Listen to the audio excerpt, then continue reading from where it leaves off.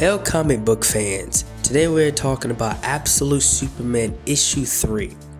So as I've been keeping up with this series and as I've been reading this series, they've been telling us and giving us backstory on what happened on Krypton, right? Because within this story, within this arc of what they're doing with Superman, this absolute universe, is that Clark Kent was a lot older when he was on his planet, right? So Kal, he was maybe 12, 13 at the time, before his planet exploded. But they give us backstory. He really got to be with his parents, unlike past stories. He really got to understand who they were as people, and he really got to be on his planet and grow, at least as a kid, on his planet. And the difference between other stories and this one is that not only was he able to be with his parents and grow as a kid, but he was able to do stuff like go to school and stuff like that. And within this story, he really wasn't smart enough to really excel when it comes to what really ranks high on their planet when it comes to education, right?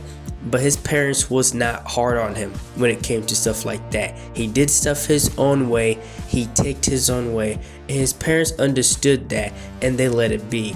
And that's a detail in there that I really found interesting and liked within the story that they're telling for Superman. And also, his parents, his father anyway, is trying to do his part when it comes to warn people on what's going on with this planet. That the planet is about to die, the planet is dying, right? And his mother as well is doing her part because she's not just some damsel in distress or whatever. In this story, they really amp up the mother and her part in the story, because she is not only this very high smart individual, but she is really brutal when it needs to be. And we see that when the father is captured and the mother literally goes in there with this massive lava gun and breaks him up out of there. It's a really badass moment. I am adult enough to admit this was really an awesome twist that they did within the story of Kal-El, right? Within the story of Superman. And at first I didn't know how I was going to feel about the story that they was going for when it comes to telling the story of Krypton. But I am enjoying what they're doing so far with telling the story of Kal-El and his parents and what really happened on Krypton within this story. And they went with the route of the stories of how humans tell it, right?